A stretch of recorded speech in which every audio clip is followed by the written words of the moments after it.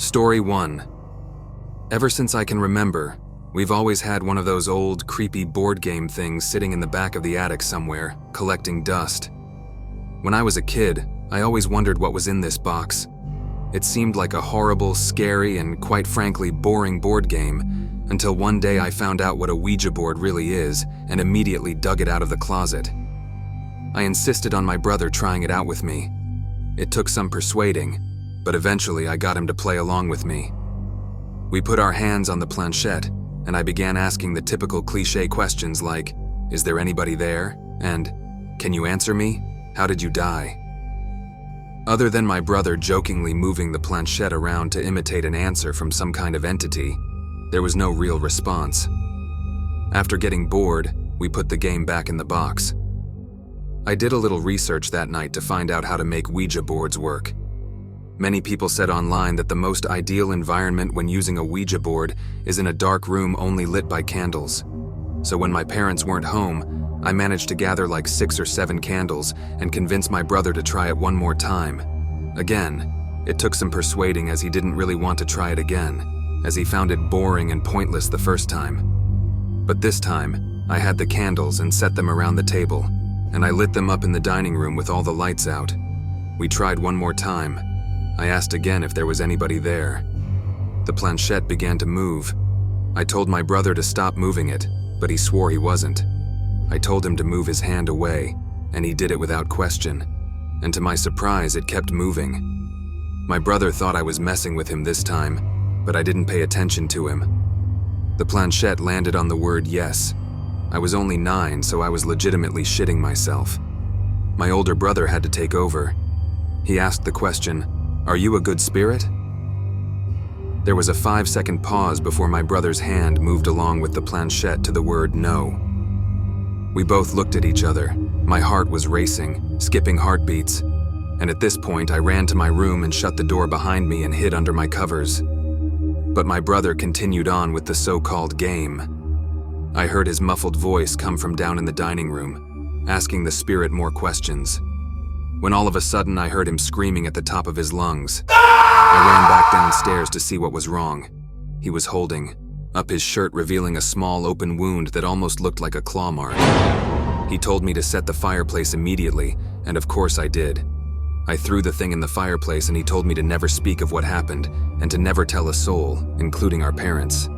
And to this day, we haven't told anyone, and we have never used a Ouija board since, and I don't think we will ever use it again.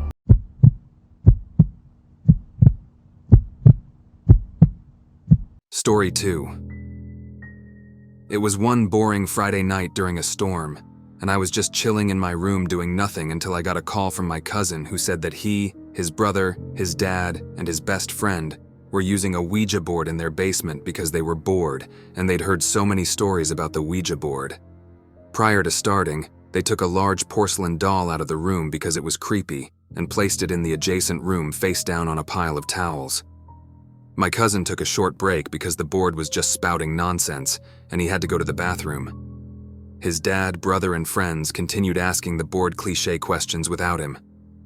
One of the questions was, who was in the other room?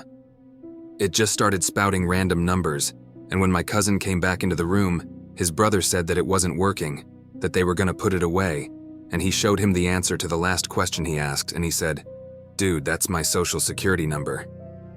He was shocked by this, and he thought this was someone just messing about, trying to get a reaction out of him or something. Then they started to talk to whatever started spewing answers out. It told my cousin he would die in the Air Force, and the scary thing is that he just joined the Air Force. At this point, they tell the entity they're communicating with to prove itself. It then spelled out the word doll, and they immediately got a bad feeling. They opened the door to check on the porcelain doll they had laid in the other room, and when they opened the door, the doll was standing upright in front of the door, staring at them. Everyone freaked out and ran out of the house.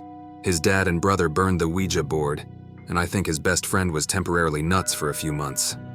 My cousin, for some reason, then joined the Air Force even though he got told he would die there, and he is currently on a base in Europe now. I have personally never touched one, and after hearing this, I definitely won't touch one.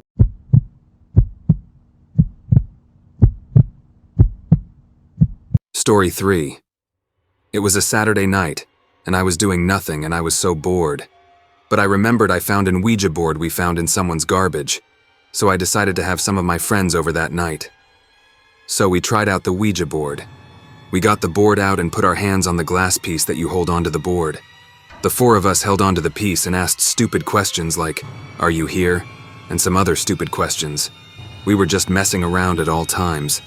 One of us was moving around the glass piece just to try and fool the others when one of my friends went to the bathroom and the other got bored and decided to play Xbox. It was just me and one of my other friends who I will name Tony. We were still holding on to it. I asked the board when I will die, and the piece started slowly moving to the letter T. I looked at my friend thinking it was him, and I told him to stop messing around, but he just looked at me and told me that he thought it was me that was moving the piece. Then the piece moved to the letter O, and then M, and then back to O, and then R, and then I realized that it was spelling out the word tomorrow. Then my friend moved away from it, and then all of a sudden, it stopped moving, so I was convinced that it was him at that point. But he swore left and right it wasn't him, but I still didn't believe him. But here's where it gets horrifying and downright creepy. The next day, while walking my dog Dale around the park, my dog's collar suddenly snaps, and he was free from the leash. He sprinted onto the really busy road, and I immediately chased after him trying to catch up to him. I was nowhere near him, then I heard the horn of a truck coming, blaring and getting louder. I dived as fast as I could out of the way, just barely grazing the truck with my foot. But I was okay. But of course, it didn't end there. The same day, it was a really hot day, so while I was sitting under the ceiling fan in the kitchen on full blast, I got up to get ice from the freezer, something else out of the fridge, and behind me, I heard a loud crashing sound as all the glass on the table was shattered and everything fell onto the floor. Then I saw that the fan had fallen off the ceiling, and I was inches away from being decapitated.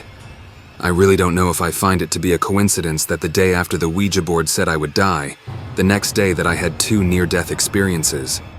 All I know is I'm never touching an Ouija board again, and I suggest to everyone reading this to never play around with the Ouija board. After experiencing such terrifying events, I couldn't shake the feeling of unease, wondering if there was some supernatural force at play, or if it was all just a series of bizarre coincidences. Regardless, the fear instilled in me was enough to steer clear of Ouija boards for the rest of my days. Thank you guys for watching. Remember to subscribe, like, and follow my other socials down below, and send your true stories to my email down below.